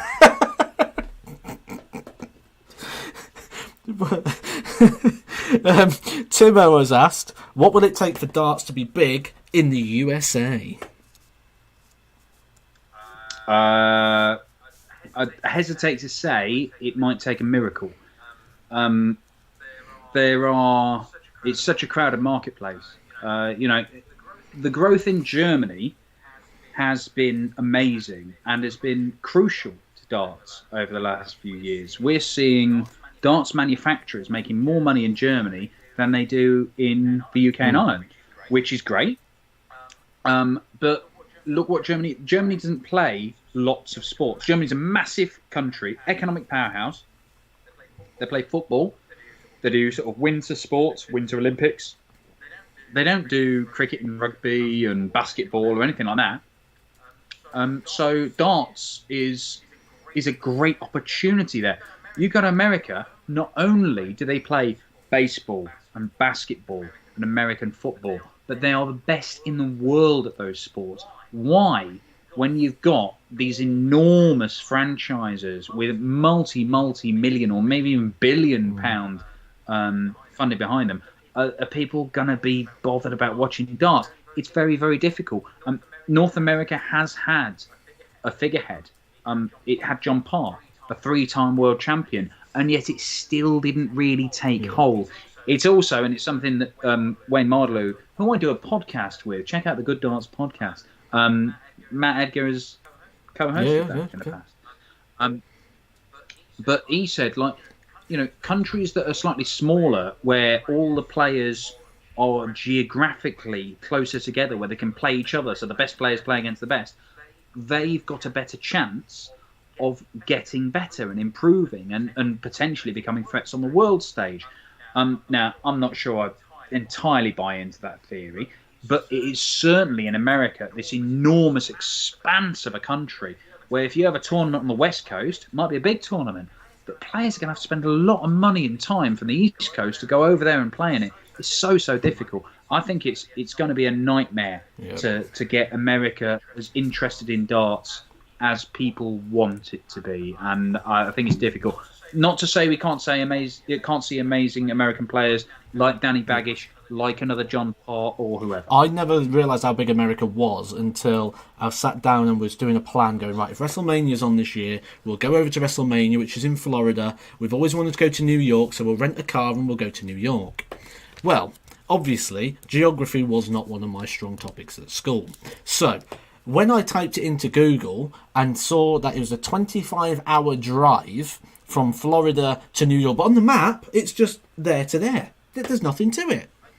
I'll be honest, I think you must be absolutely motoring to do that in 25 hours. That seems, I'd thought it'd be longer. It's what Google suggested anyway. But yeah, so yeah, it turns out America is big. Yes. Now, so well done to you. Well done you for finding out.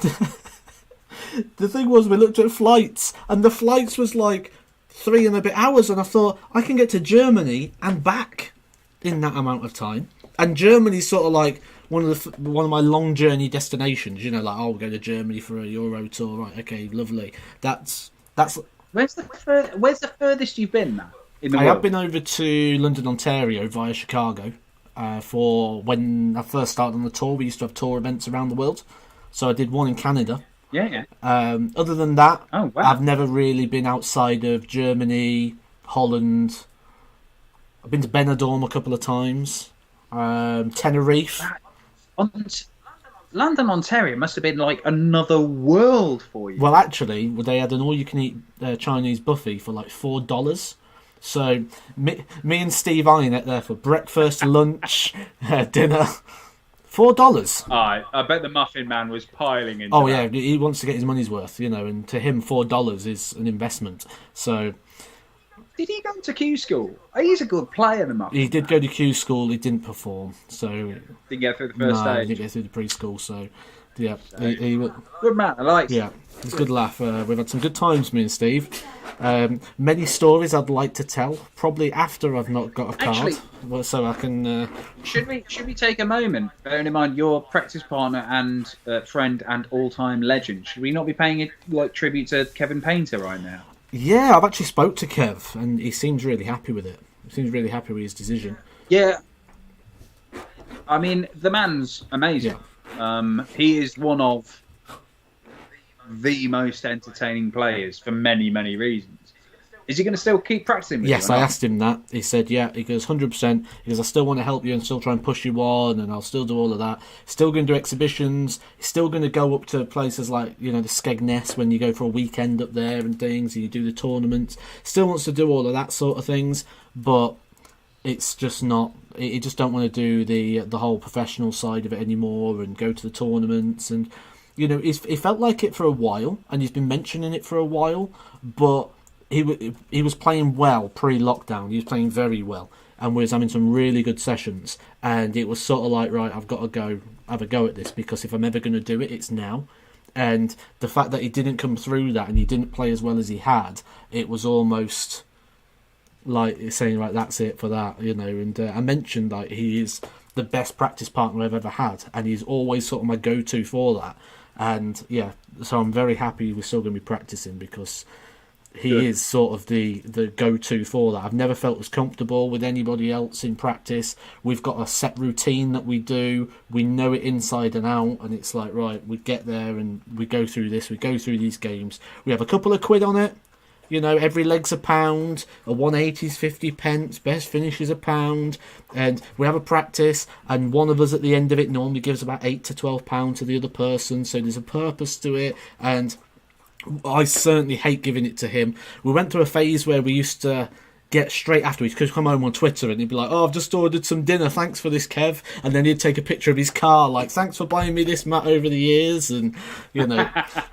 So there's a good bit to it, and the other thing with it is we'll get there, we'll sit down, we'll have a chat for 30, 45 minutes, we'll have a chat, we'll have a throw and have a little bit of a chat there as well, but then when it's time to play the games, it's not like we're talking and doing it, we're concentrating, we're playing properly, it's a proper purposeful practice.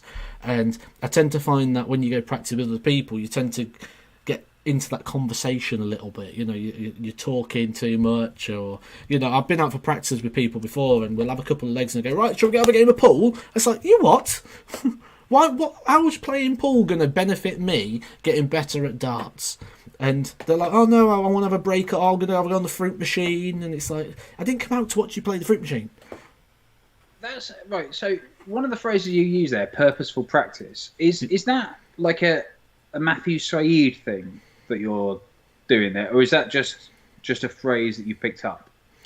It's a phrase that I always use, especially when I was coaching. So it's not just a case of doing something, it's doing something with a purpose and doing something with a point. You know, proper practice. Have you read the Matthew Saeed, like Bounce and stuff like that? No. Because I know you've got sports coaching and sports psychology expertise. Yeah. Yeah, I don't know who that is, though, no. Okay, well, it's worth what. So Matthew Saeed, he's a sports writer nowadays, but he used to be one of England's best table tennis players. Okay. And the whole thing about his thing, he did this book called Better. There was another book he did, I can't remember it. But it was about all the best table tennis players in England all came from like a really small like part of England, which is kind of weird. But of course, it's because they had the best facilities and the best training and the best opportunity to and it was all about purposeful practice, about practicing in a way that is beneficial to getting better. It's not just going and banging a ball over a net over and over again, or throwing darts at a board over and over again. It's about doing it properly. That's how you get better. But yeah, read it. It's interesting. He's also the guy who's got that sort of, you do something for 10,000 hours properly, you can get world class, irrespective of who you are. That's 10,000 hours of purposeful practice over a 10-year period.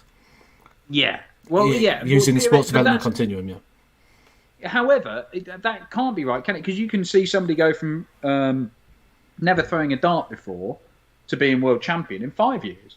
Yeah, there's always, like, say, with everything, there's sort of an exception to the rule. But A.D. Lewis, on the same aspect as well, was playing youth darts well before that as well, you know. And there's still certain arguments. I mean, I've researched, obviously, that 10,000 hour theory. That's using the sports development continuum, that you can start a foundation and to reach elite levels, which is the top of the sports development continuum. It takes 10,000 hours of purposeful practice over 10 years. It's about 2.5 hours a day, every day. Now, there's lots of studies on lots of different sports that suggest this, but the one that I use to almost support it with darts is Michael van Gerwen played his first professional tournament, and when Michael van Gerwen won his first professional tournament on TV with the PDC, which was the World Grand Prix, the difference between those two spaces was 9 years and 10 months. Which is very close. And when you talk to Michael van Gerwen... Yeah, but hang on, he'd already thrown a 9 darts and won the World Masters years before that. Yeah, but that's not like a PDC title. That's what I'm going with. World Masters was massive. I'm going with a PDC title. That was a development. You can't just give this PDC BDO nonsense. I'm not having that. That was the development. That boy was world class. He was, and he had a horrible spell for 3 years. I remember. I'm not going to name the player. I won't name the player, but I remember working at Ali Pali for Christmas one year, and they came through and they said, I don't know why everybody's bothered about Michael Van Gerwen. Like, I mean, people keep talking about like he's going to be the next big thing. He's done absolutely nothing. Like, what's the point of that? I can't. Oh, what was the other? They gave an example of a Justin Pipe. Justin Pipe's been doing a lot more than he has of late. Justin Pipe should be the one they're talking about as a future world champion. Now, Justin Pipe has had a great career, and he's won multiple PDC titles, and as we know, has made 3 Players Championship semi-finals, which I think I got that right. Yeah. But look what Michael Van Gerwen's done. Like there is something to be said for natural talent, is there not? There's a thing as well about where do you judge somebody. You know, I always say, and I think in every interview I've ever done, I always say I'm on a journey. You know, where do you judge me? Do you look at me now and go, right, you're the standard bearer of the Pro Tour, but that's what you're going to do? And I go, no, because I'm on a journey where I'm currently the standard bearer of the Pro Tour, but I'm going through. You know, Nathan Aspinall, if you look on a timeline, when he lost his tour card and went to the Challenge Tour, would you have judged that a few years later he was going to be a major winner? You know, and it's where do you judge people? You've got to look deeper than just what they're doing now and look into what their potential is. At that point in time, Michael Van Gerwen was a ball of potential that just needed angling into the right directions. And there's players out there now that are balls of potential, that are showing things that you go, right, these just need a spark. These just need that little bit of something. They're doing something wrong, or they could do something different, or they could prepare different, or they could practice different, or do these different things. And that's when I sort of put this plan of my own together, and you know, that's my journey. And it'd be interesting to see if people have these journeys, or if they just set these goals and they go, right, I want to be in the top 32 by the end of the year, and then they turn up and they draw Michael Van Gerwen and lose, and then they miss out on a world match play place, and then they miss out on this because of that result, and someone goes to a European tour and wins it and overtakes them on that, so they don't get in that, and then they've missed out on their target and they've failed, and then they've not looked at themselves and look at themselves getting better. They're looking at trying to get results, which isn't always the way forward.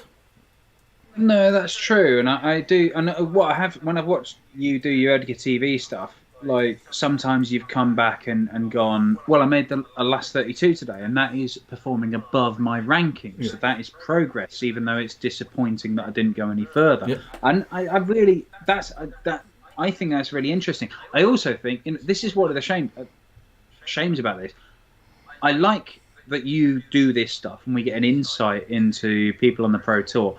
But I also don't think you're typical of a Pro Tour player. I don't think there are many people who think like you do. No. In terms of how the Pro Tour works and how they need to do. I just think it's fascinating. The whole darts is phenomenally interesting because it is such a mental game. Yeah. Most of the time, it's people throwing from the same distance to a tiny, tiny little... It's treble 20 for most of the game. They're throwing this tiny little target, the same distance away from the board, and it's about repetition and being accurate with that. There's sometimes when, like, clutch and what people call bottle comes into it, yeah. But I think people overplay that a lot. It's about performing consistently, and I don't think many people think of the game like you do, which is why I quite like watching your stuff. Who do you think's the ball of talent or potential that we should watch out for over the next 2 years? Then? Right. I want to flip it around on you. Okay. Right, let me just pull the list up here quickly, because, I mean... You're not allowed to look at lists, come on. I can't remember who's on the tour. I've not got any lists here. I can't remember who's on it. I mean, I do like Niels Zonneveld, but I think he's just got a few technical glitches he needs to have a little workout at. Let me just move you over here. Would you throw like that? No. There's a few little technical glitches there that he needs to have a look at. I mean, Luke Humphries is showing that he's got... Luke Humphries isn't even I swear that boy is going to do amazing things. He's lost so many games 6-5. Yeah.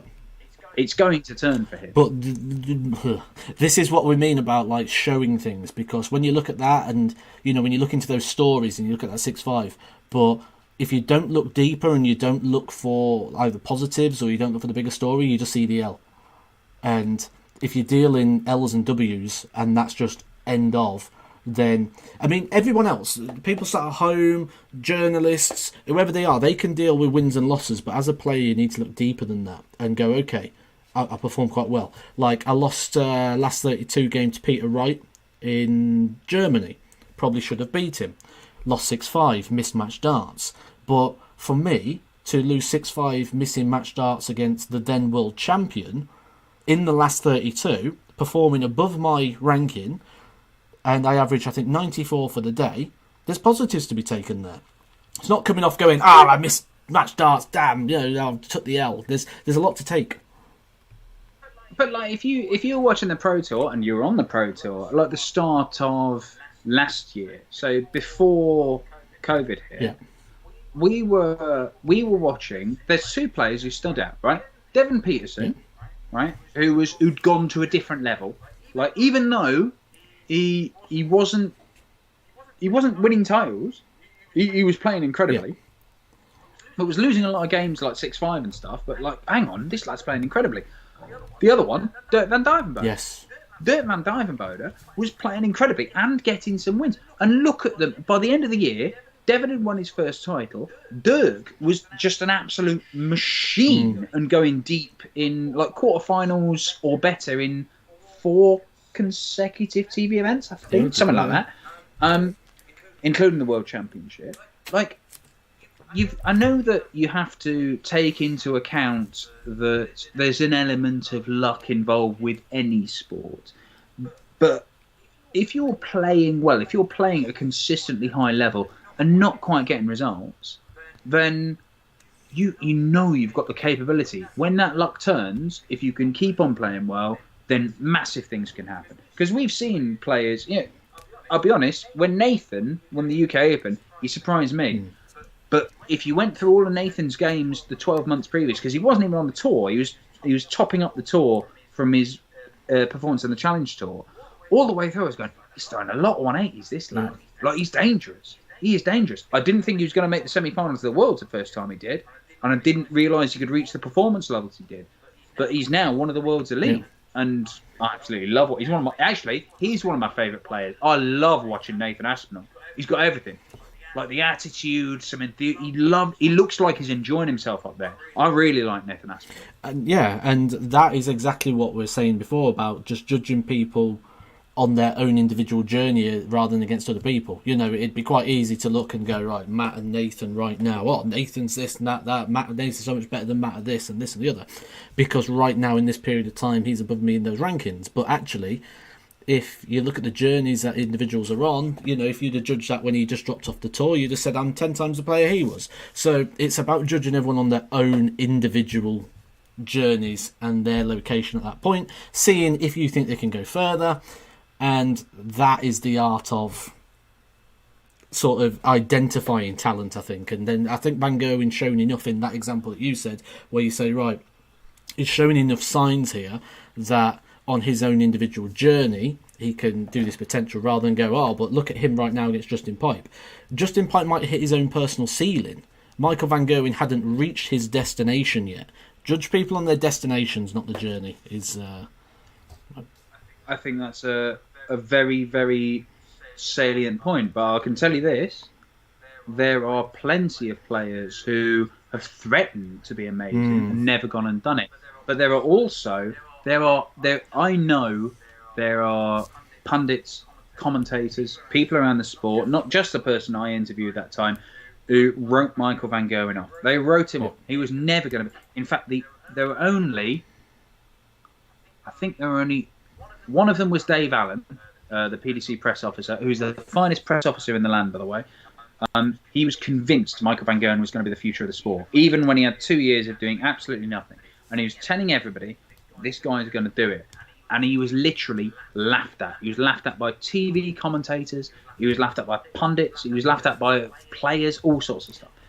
But isn't it easier to say that player's not going to make it, because actually 99.9% of the time you're going to be right, because there's only one top of the mountain. And if you say they're not going to be, the chances are you're going to be right a lot more than you're going to be wrong. Well, not necessarily. It depends what counts makes it, doesn't it? I mean, Michael Van Gerwen is established himself as one of the greatest players that's ever lived. Right. I mean, that's different. If Michael Van Gerwen had just won the World Grand Prix and then never won anything else, like Dave Allen could quite frankly say, I think, well, I was right, wasn't he? He won the World Grand Prix. Right. Like, that's, somebody like Colin Lloyd, who was a former world number one and won 2 major titles. Like, people don't say, well, he only won 2, didn't he? They go, it's Colin Lloyd. He was amazing. Yeah. But Michael Van Gerwen is genuinely one of the greatest, probably second best, maybe third best. I don't know. But I've genuinely worked in darts where there was like a 3 or 4 year period where I didn't think Van Gerwen could lose a game. Yeah, and if he did, it was an enormous shock. You know that. Yeah, it was. You played him. And I beat him. Yeah? When? How many times? Once. When?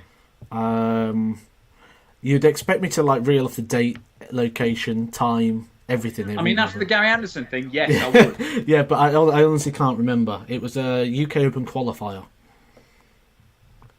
And I needed to win to go through. And I beat him 6-5 on 7-7. 7-7. Have you just pulled this? Have you made that up? No, that's true. That is. Needed to beat him to go through. And then I lost the next round 6-5 to Mark Webster. I remember it. You were through already? Yeah, exactly, yeah. So beat one world champion, lost to another. I just wanted to leave so I could get on my phone, message people and be like, look, I just beat Michael Van Gerwen. So that was Was he good at the time? He's always been good. Well, not really, is it? Because he had that 2 year spell where he wasn't. He actually beat me 6-0 when he was in that 2 year spell. Well, it doesn't necessarily mean he was good, though, does it? No, yeah, exactly. But although I am the standard bearer, so he was quite. It's quite. But you weren't at the time. I'm quite aware that we've gone quite long, and I'm quite aware that you have just drank a bottle of wine, so you're probably dying to go to the toilet very soon. So. I'm dying to get another bottle of wine. That's what I'm dying for. But I have run out, so. Should we wrap it up? Yeah, I'll hit you with one final question to finish off with. This one's from Jamie Carroll. Okay. Who is the next new TV major winner? I think the next new TV major winner... Okay, have I got to pick one name? Yes, that's what the question says.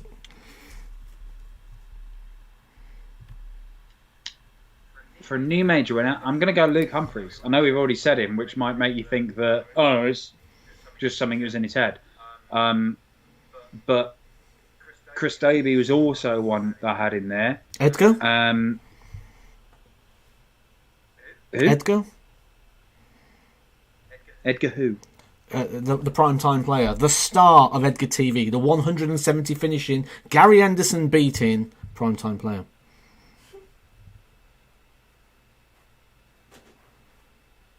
The standard bearer of darts.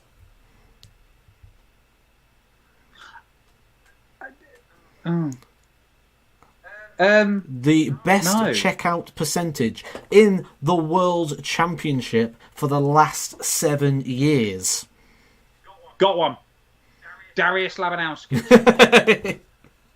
Yeah, that name. If he could beat that guy twice at the biggest tournament in the world, you've got a chance. Yeah, exactly. There's a lot of achievements we just reeled off there for that guy, but we've got a few names there, guys. So thank you for joining us tonight. Thank you to Dan. It's been a lot longer than I expected it to be, but I think that's because we nearly did an hour just answering my 3 questions at the start and playing some silly games, which was yeah, I'm not sure if that's a good thing or a bad thing. Like, the viewing numbers haven't dropped, so they've stayed strong. So we obviously wasn't too boring for people. There's a lot of very bored people around. It's lockdown, it's Sunday. This is the time to strike with some content. If you're bottom of the barrel, wait till the world suits you and jump in. And here we are.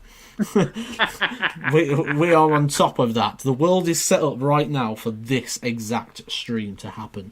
I'm just going to put a quick link in here for you guys for your way out as well.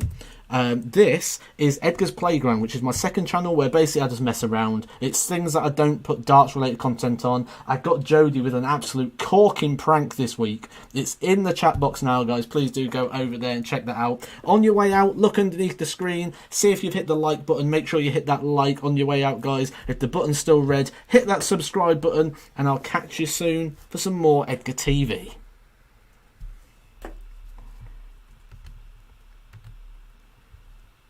And we're off.